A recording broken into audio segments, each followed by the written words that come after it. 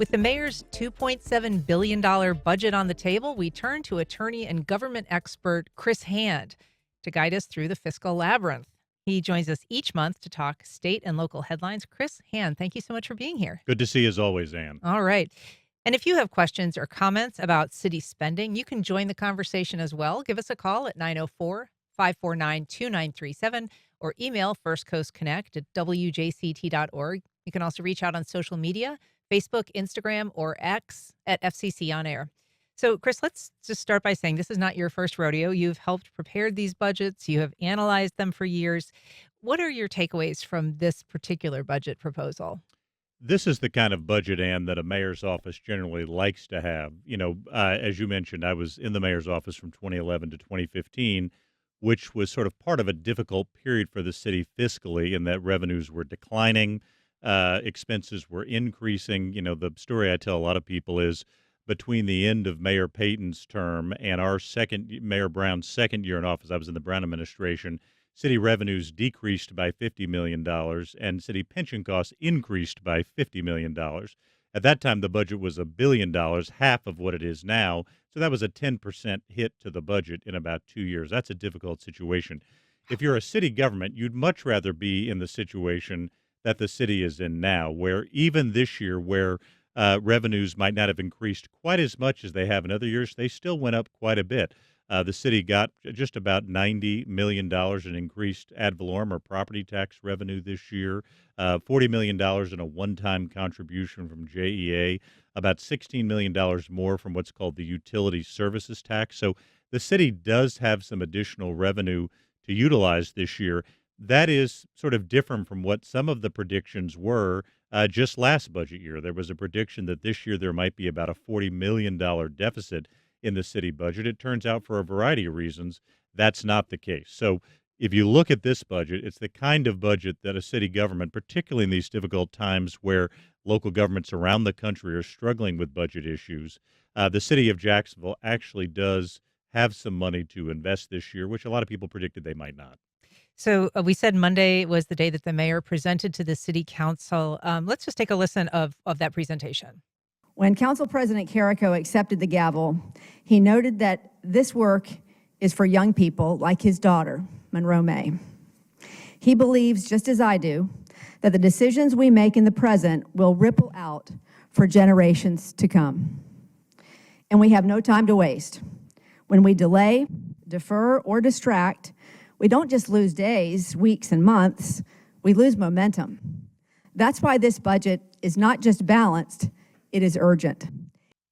So she's obviously kind of reaching out, trying to include the council president as an ally in this budget, even though many predict that he may be, more oppositional, just going on kind of, how their relationship has been politically so far. Remind us a little bit about the process, the timeline of this whole thing, how it rolls out. I mean, she has to kind of present in this period of July, and then what happens?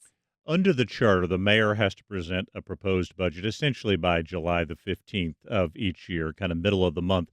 But now, kind of the mayor's role in this process is essentially over.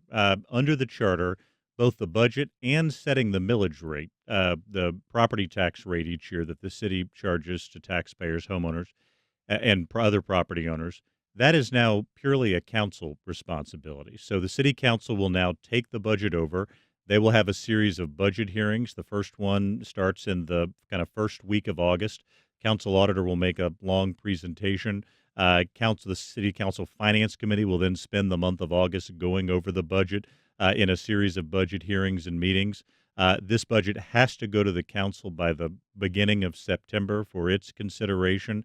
The full council will discuss and debate the budget and has to pass a budget no later than September 30th, which is the end of the city's current fiscal year, October 1st being the start of the next fiscal year. So it's an exhaustive council process going through this budget, which makes sense. This is a $2 billion budget, so it makes sense the council is going to spend a lot of time on it. And also that provides some opportunity for citizen input and engagement at these different council budget hearings and at the full council itself. But now the ball sort of shifts from the mayor's court to the council's court. This is almost exclusively in their domain. The remaining official role for the mayor, other than trying to persuade the council to preserve the budget she's proposed, would be she does have some line item veto authority if, once the council passes a final budget, but they set the millage rate. The mayor has no role in that. And ultimately, the budget is a document of their approval. And tell me a little bit about whether this is, I mean, you said it's an opportunity for, people to kind of witness what's going on. Do you advise folks who are interested in certain budget areas to attend? Is there any opportunity for participation? I feel like those sound sort of deadly boring. God love Jim Piggott. That was his favorite part of covering city government. It was attending these budget hearings. But um, what is the appetite? What is the involvement of just an ordinary person? I think the mayor put it well in her budget address. This budget belongs to the people. Let's remember who's at the top of the organizational chart at the city of Jacksonville. It's not the mayor, it's not the city council, it's the citizenry. This is a budget that should ultimately reflect the citizenry's priorities for the next fiscal year. So, yes, there's going to be a series of budget hearings where the 7 members of the council finance committee will be going through, reviewing different departments, making changes. Those are opportunities to weigh in. There will be full council meetings in September where the council considers the budget. That's yet another opportunity for citizens to weigh in. And beyond formal meetings, Ann, that are on the schedule, there's chances every day for citizens to weigh in with those 6 council members who directly report to them. That's their district council member and their 5 at-large council members who report to them, to weigh in on what they think the priorities for the city of Jacksonville should be.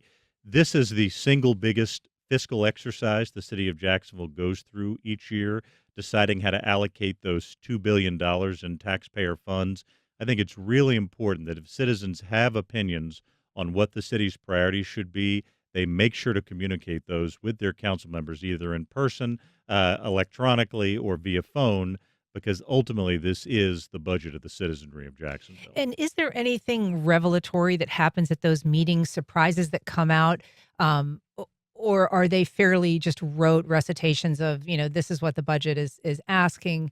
What are the interesting moments that sometimes emerge? Well, I mean, yes, there can certainly be interesting moments. First of all, I mean, many people are not familiar with the work of the city council auditor. It's one of the highest functioning organizations in the city of Jacksonville. I tell people all the time that the organization I learned the most from, bar none, when I was chief of staff at the city of Jacksonville, was the council auditor's office.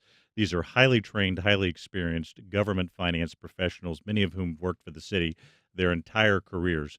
So they often find interesting kind of matters in the budget and have a series of recommendations about the budget.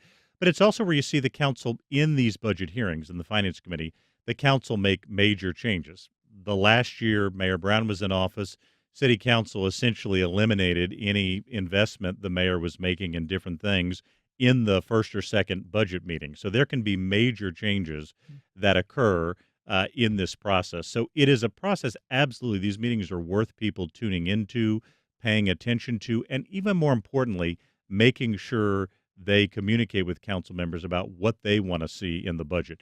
If you're looking at the proposed budget right now and there's something in there you don't think should be in there, communicate that to your council member. If there's something that's not in there that you think should be included, also communicate that to your council member. But at the end of the day, this is not just a council member. Council members now just sign off on the proposed budget. It is a participatory process. It's a dynamic process.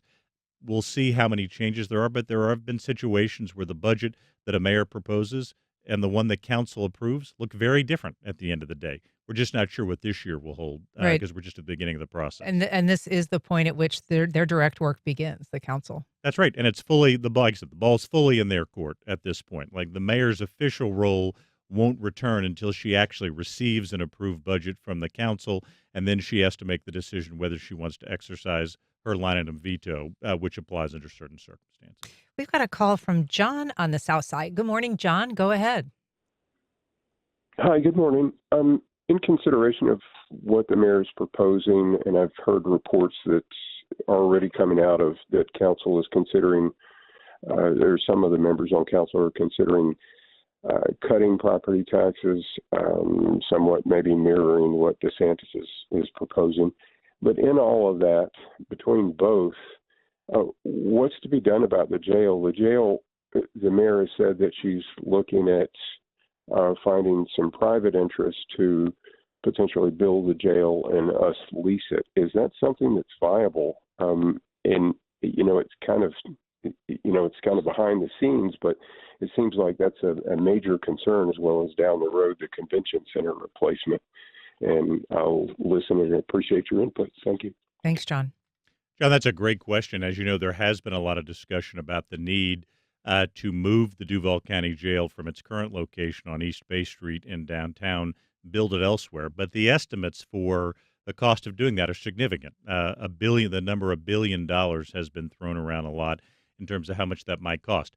There is no money in this capital improvements program for that particular project.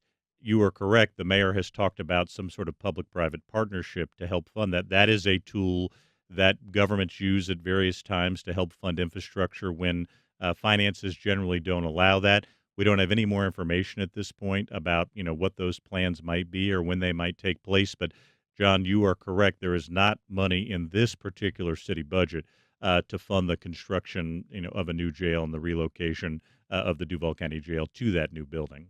I do want to get to kind of what is in this budget, but first, this is some news just from basically yesterday. I know our colleague Mike Mendenhall at Jacksonville Today reported just last night discussion of a possible millage rate rollback. First of all, remind us what the heck a millage rate is and what a rollback might mean for this budget cycle. Well, millage rate is the fancy term to be used for property taxes. How the city calculates how much it is going to charge property owners that the city then collects. Obviously, there's a millage that's on both residential property owners and one on commercial property owners as well. Our millage right now here at the city of Jacksonville is right around 11.3, which is actually less than kind of other sort of municipalities around the state of sort of comparable size. The way this process now works, Ann, is the mayor proposes a millage rate, and she's proposed to keep the millage rate, that 11.3, comparable, the same as it was last year.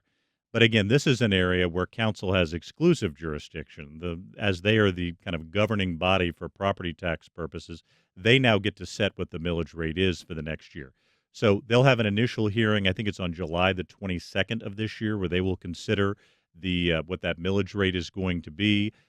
They have the option to raise the millage rate, or they have the option to keep it the same or to lower it. If they lower it, obviously that means there's going to be less revenue coming into the city than what the mayor has projected in her budget, and they would have to shift the budget accordingly. But that is now purely a city council decision as to whether or not they keep the millage rate the same as what the mayor proposed or whether they've lowered it.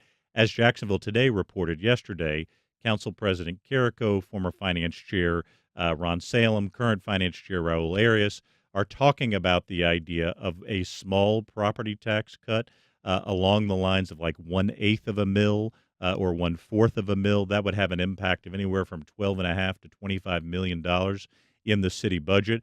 We don't know whether they'll do that or not. What President Carrico said in talking to Jax today was that they will probably wait until the Council Finance Committee is done with its deliberations in August to see if they have the budget flexibility to do a millage cut. And so probably the vote in late July will be to accept the rate the mayor has proposed. They'll go through their process, and if there is a decision to cut millage, that may happen at the end of August. I want to come back to that, but I first want to take a call from Mark on the west side. Good morning, Mark. Go ahead. I hear these topics brought up about millage all the time, but wait, is anybody complaining about that? I don't feel a terrible bite in my millage rate. But anyway, my question was, is there any money in the budget to maybe buy up some land and so it would not be marked for development? I mean, we're just growing so fast, and everywhere you look, there's more apartments and more neighborhoods. I mean, I'd rather Jacksonville not become Orlando or Teaneck, New Jersey. Is there? I know the mayor spoke about this in the past, but I just haven't heard anything about it. Thanks, Mark. Appreciate the question. Certainly, one of the things that growth reflects is additional revenues for the city, also additional costs for the city when land is developed. Has there been much momentum towards trying to acquire land just to keep it out of the development cycle? Well, I think if you look at this budget, where most of the land-related investment is, and is in sort of helping to kind of protect and activate land the city already owns. So, for example, there's a huge investment in this budget in park spaces around the county. Just in the downtown area alone, this budget invests more than $80 million in either building out new parks, Shipyards Park West, which is where the USS Orlick is right now on the site of the former Jacksonville shipyards, would get about $55 million into this budget. Riverfront Plaza, with the site of the former Jacksonville Landing, would get about $20 million in this budget. Metro Park would get about $12.5 million. So, where the city has invested its dollars in this budget is in taking land it already owns and is already preserved and trying to sort of build it out and activate it for citizen use. And then there's about $25 million in countywide park improvements as well. What there isn't in this budget is, particularly money for the kind of land acquisition that Mark is talking about. And I assume one of the reasons Mark is, asking about that is one of the one of the controversies in the state budget this year. And obviously the state has in the past invested significant money through the Florida Forever program and others in land preservation and acquisition. That budget was significantly down in the overall state budget this year. So, but this is a classic example of a citizen having a priority for the budget that would be wise to communicate to the council members who represent them. So, Mark, what I would encourage you is, given your understandable passion for land acquisition and preservation, make sure you communicate that to the council member who directly represents you, your district council member, and the 5 at-large members who also directly represent you. Make sure they understand that that is a priority of yours, and as a result, should be a priority of theirs in this budget. Yeah, I want to ask you about parks because, our colleague at the Florida Times-Union, David Bauerlein, first of all, he reported that the 20 biggest projects in this budget are primarily in downtown Jacksonville. And so I kind of want to ask you about that regional, dedication that this mayor is exhibiting towards downtown, but also just there is a lot of money for parks. And, out of those top 20, there's, as you said, Shipyards Park West, which is promising in part a flex lawn, Riverfront Park, which is promising a great lawn, and Metro Park, which is promising a makeover of its big central lawn. And I don't know if that's just kind of me reading this after, years of seeing demolitions and a lot of green space downtown, but is expanding our use of access to waterfront lawns such a priority that it is commanding this level of investment? I think the theory, and in cities that have done this and, that have significant waterfront areas, and you go to places like, I'll just use some other consolidated cities, Louisville, Kentucky, which has done a lot sort of to activate its kind of waterfront through kind of parks and lawn strategies. Cincinnati, Ohio is another one that, where you see the city has a significant riverfront area and they've tried to activate that.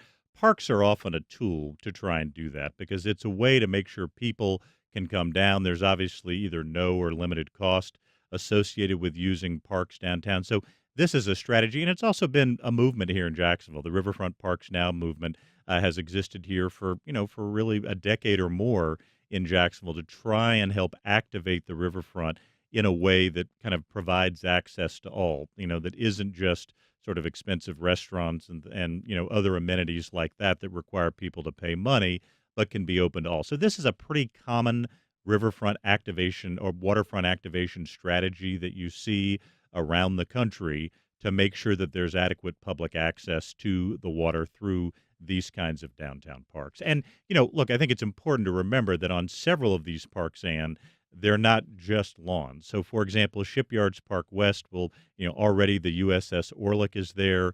The Museum of Science and History is going to be relocating from the South Bank of Jacksonville to the North Bank. The city's got $20 million in the budget to help facilitate that relocation.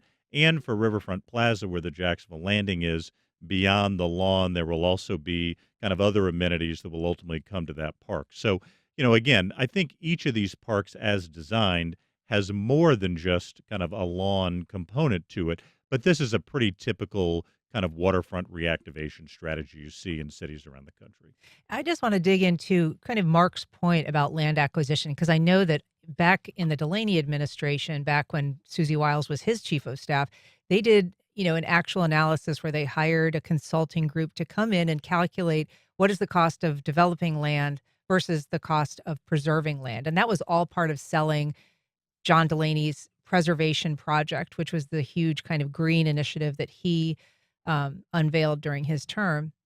And they found that, the cost of development and all of the services it requires in terms of infrastructure and public safety exceeded the cost of buying and acquiring land and keeping it out of the development cycle.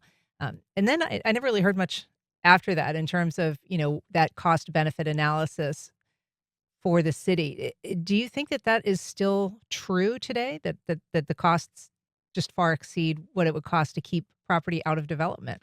I think I mean, that'd be an interesting study that I'd like to see kind of what the, and what the current numbers are on that. And first of all, kudos to the Delaney administration. I kind of mentally thank them every time I'm hiking, on one of those preservation properties that they, protected here in the city of Jacksonville. That's really an incredible legacy the Mayor Delaney and his team left for the people of Jacksonville. I would be interested to see the analysis of what those costs looks like. But I think there's another value that's harder to kind of incorporate into a cost benefit study, and that's the contribution that those kinds of parks make and preservation areas make to the quality of life in a community, that add to the vibrancy of a community. One of the factors that I think distinguishes Jacksonville from a lot of cities around the country is that in that huge swath of 850 square miles we have in this county, we have historically protected a lot of it, and make sure that we have these pristine natural areas for people to explore and enjoy. A lot of that work, as you say, was done during the Delaney administration. There's an almost incalculable value to the quality of life benefits that come from having those sorts of preservation properties in a community. A lot of communities don't have the sort of scope and quality of preservation properties we have.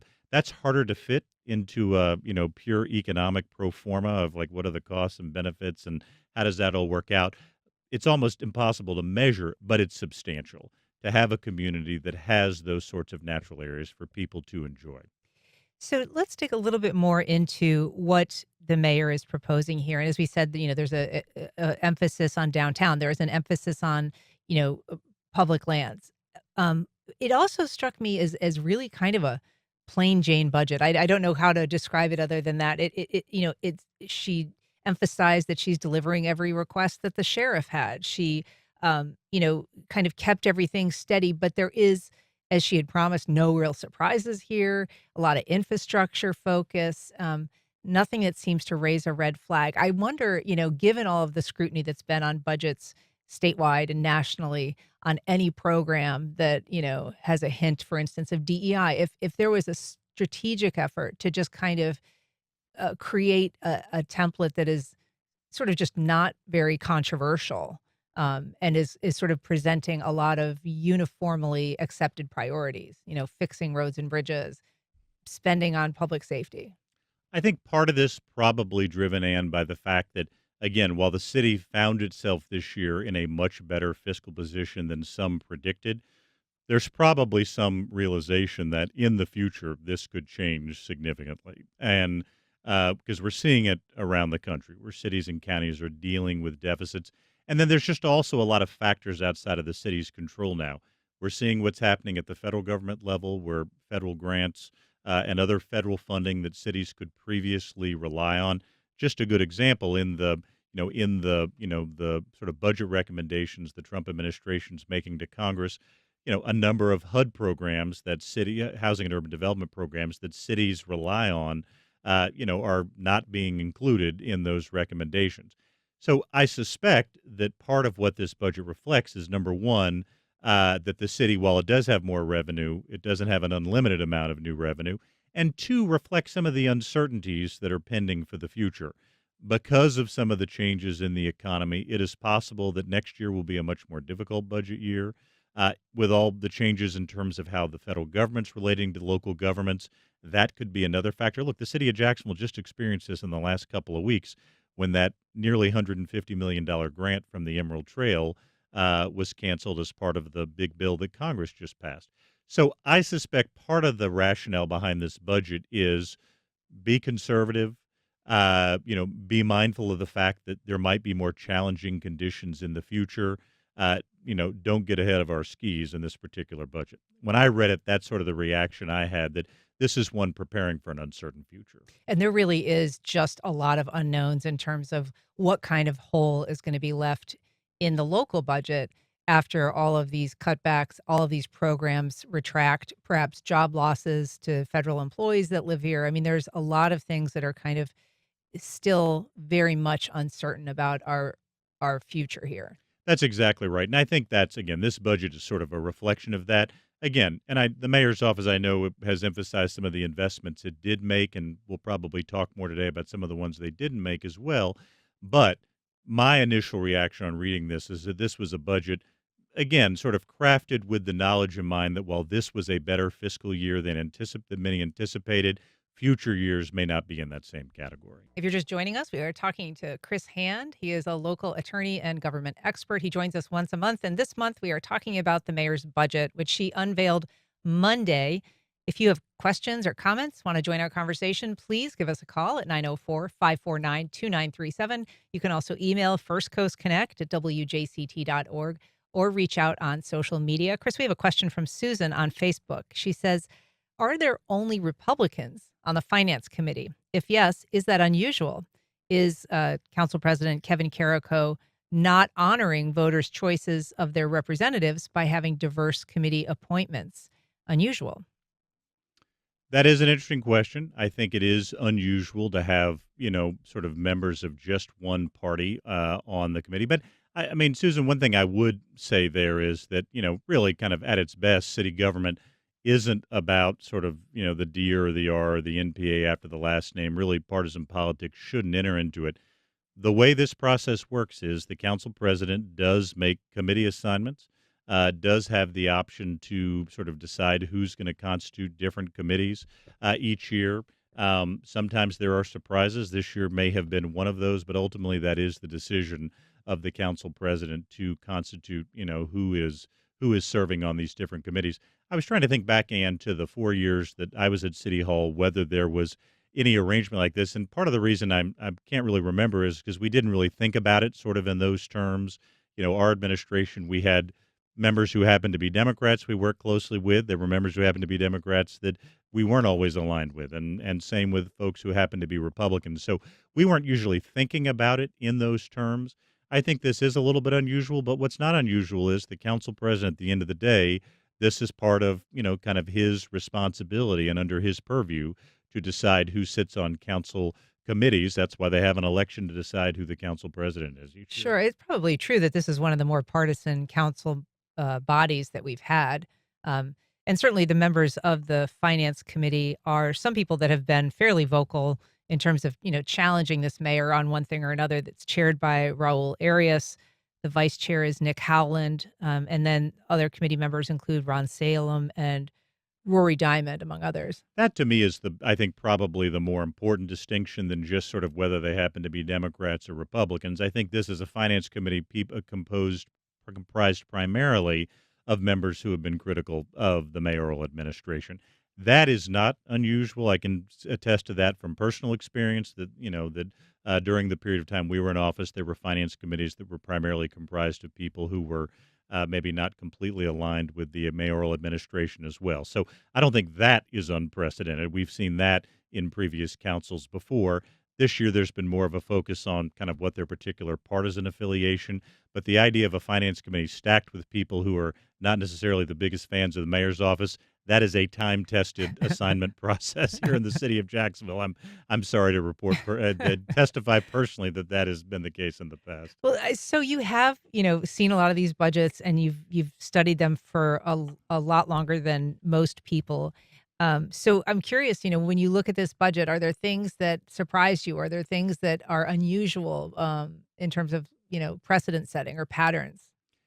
And this is probably not healthy, but I really do enjoy sort of getting into the granular detail of these budgets. It's fascinating. A budget is a statement of priorities, so you can really understand what an administration's priorities are, what a city's priorities are by what's in the budget.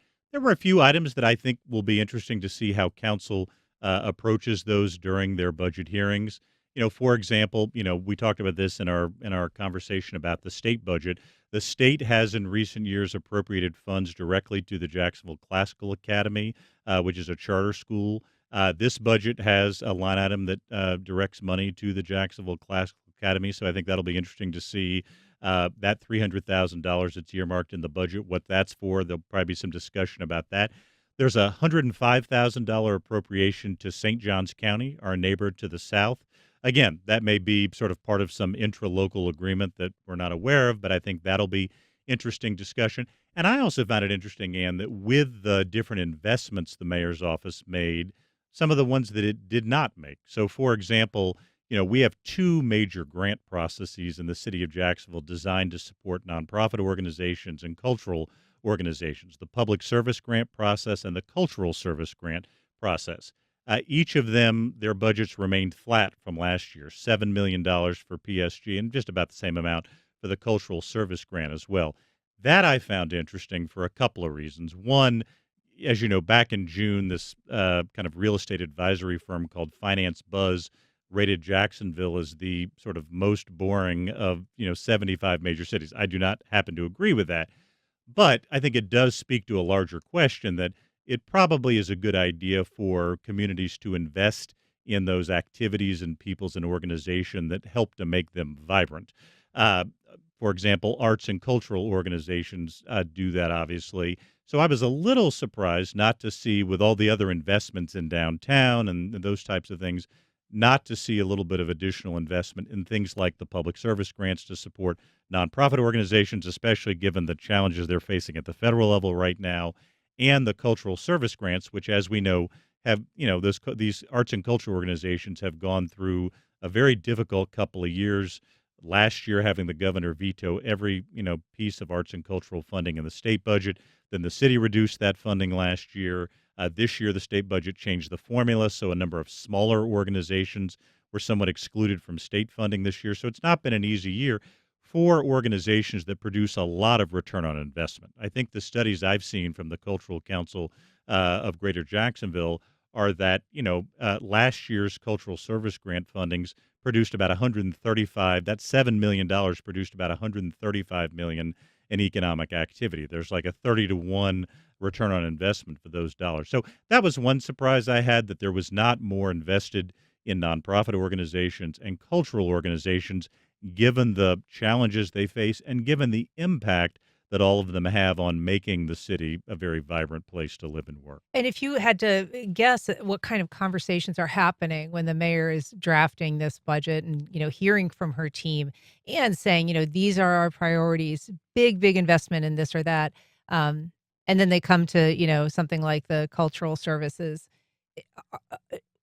Do you know how those conversations might roll out? What the considerations might be to say that that wouldn't be more of a priority? Or are those considered kind of just less popular initiatives in a more, conservative council?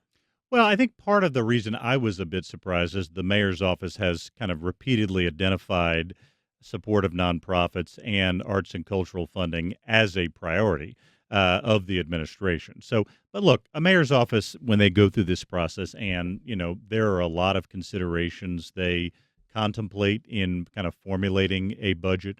As we said earlier, there is some economic uncertainty there out right now.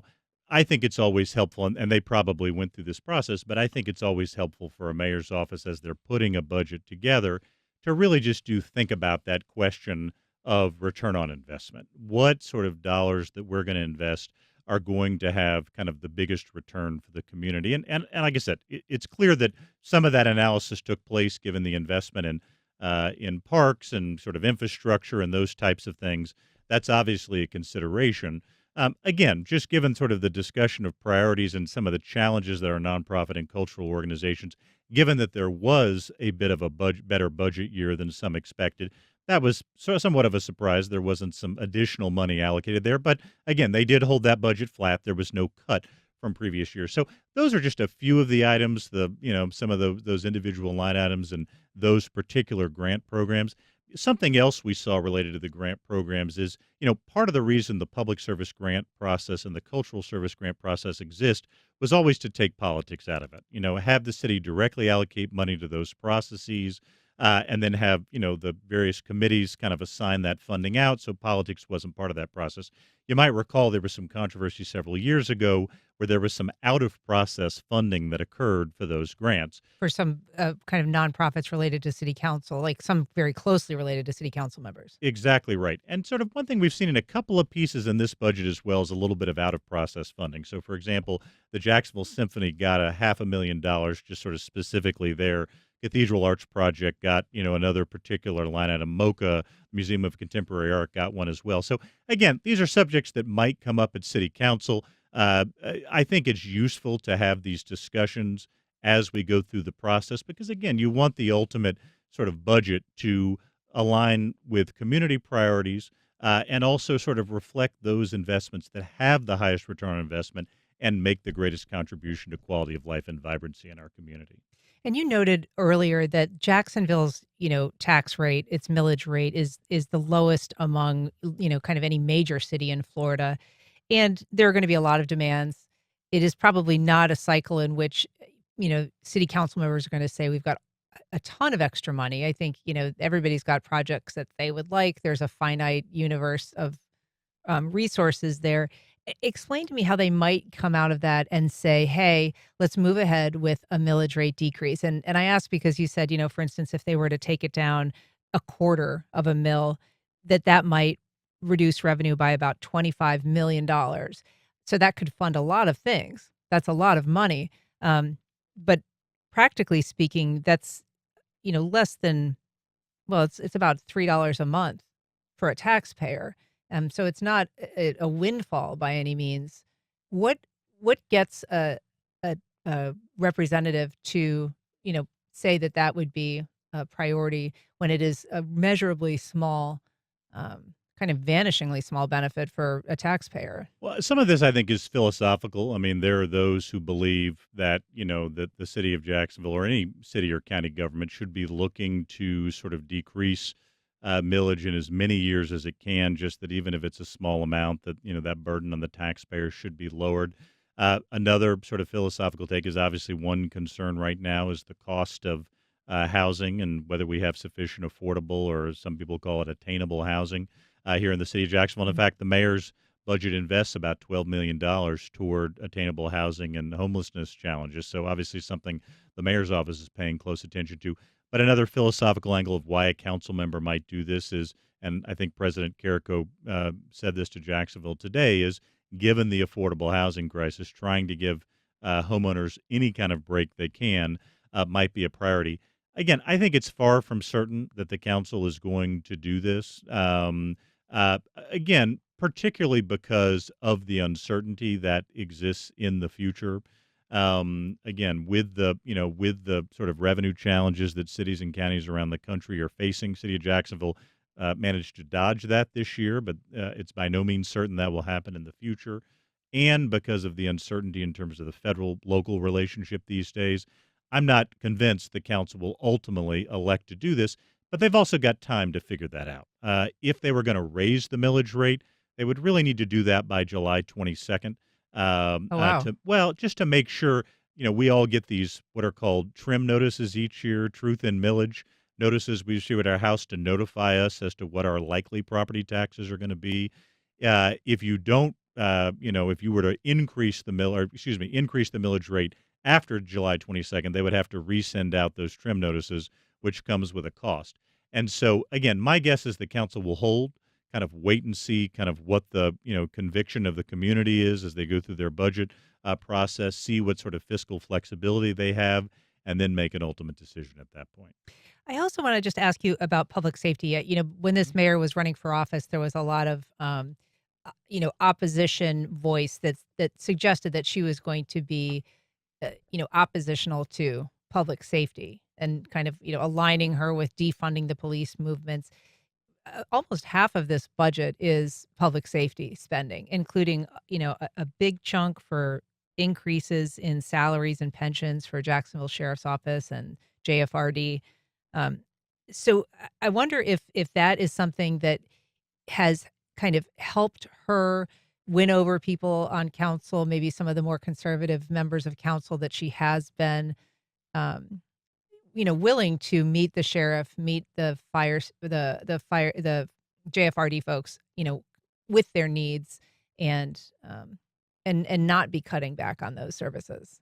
Well, I mean, I think, yeah, the mayor's been very consistent about her budgetary support for the Jacksonville Sheriff's Office and the Jacksonville Fire Rescue Department, in each of the three budgets that she proposed. As you say, between JSO and JFRD, their share of this $2 billion budget is just over $1 billion this year. So, and that's traditionally been the case. The public safety, has the biggest sort of section, biggest amount, biggest single amount in any city of Jacksonville budget.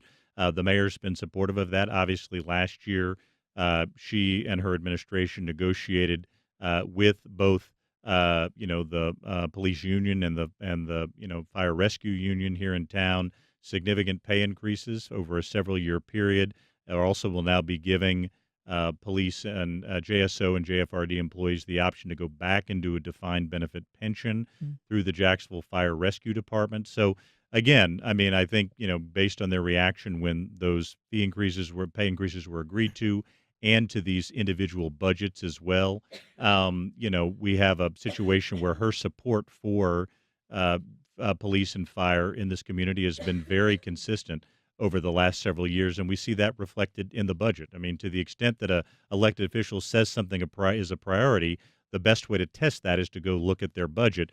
It's been very clear that police and fire has been a priority of Mayor Deegan's. Well, Chrisanne, we always appreciate your wisdom. Thank you so much for coming on today and helping us break down the budget. We will look to see you next month. And great to see you as always.